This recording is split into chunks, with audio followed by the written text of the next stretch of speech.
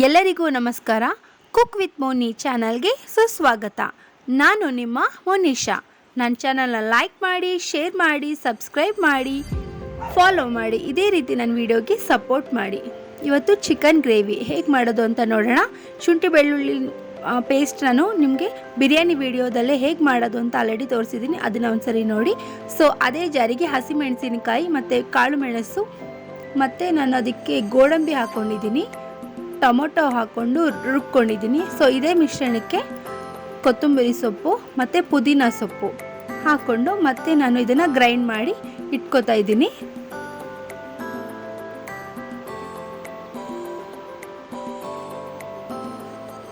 ನಾನಿಲ್ಲಿ 5 kg ಅಳತೆಯಲ್ಲಿ chicken gravy ಮಾಡ್ತಿದ್ದೀನಿ.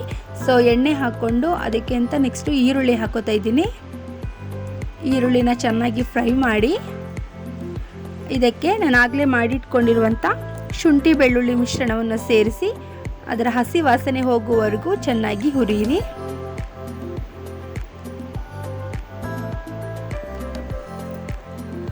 ಇವಾಗ 5 kg ಚಿಕನ್ನ ನಾನು ಆ್ಯಡ್ ಮಾಡ್ಕೋತಾ ಇದ್ದೀನಿ.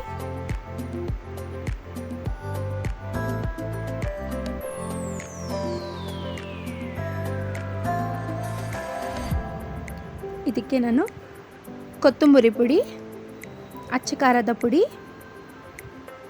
ಮತ್ತು ಅರಿಶಿನ ಪುಡಿ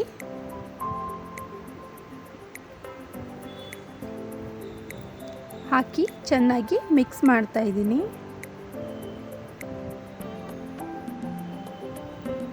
ಕಸೂರಿ ಮೇಥಿ ಹಾಕಿದ್ದೀನಿ ಮತ್ತು ಉಪ್ಪು.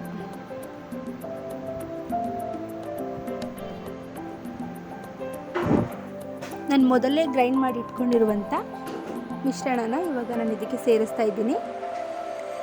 ಇದರ ಜೊತೆ ನಾನು ಈರುಳ್ಳಿ ಮತ್ತು ಕಾಯಿ ತುರಿನ ಹಾಕಿ ಪೇಸ್ಟ್ ಮಾಡಿ ಇಟ್ಕೊಂಡಿದ್ದೆ, ಅದನ್ನು ಸಹ ಇದಕ್ಕೆ ಸೇರಿಸ್ತಾ ಇದ್ದೀನಿ.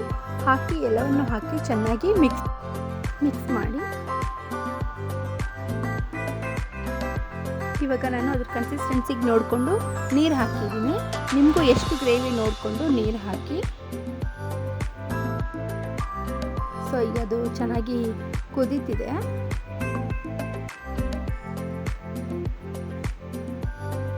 ನೋಡಿ, ಚಿಕನ್ ಗ್ರೇವಿ ರೆಡಿ.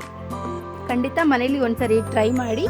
ನನ್ನ ಚಾನಲ್ನ ಲೈಕ್ ಮಾಡಿ, ಶೇರ್ ಮಾಡಿ, ಸಬ್ಸ್ಕ್ರೈಬ್ ಮಾಡಿ ಮತ್ತು ಫಾಲೋ ಮಾಡಿ. ಇದೇ ರೀತಿ ನನ್ನ ವಿಡಿಯೋನ ಸಪೋರ್ಟ್ ಮಾಡ್ತಾ ಇರಿ. ನಾನು ನಿಮ್ಮ ಮನೆಯ ಹುಡುಗಿ ಮೋನಿಶಾ. ನಮಸ್ಕಾರ.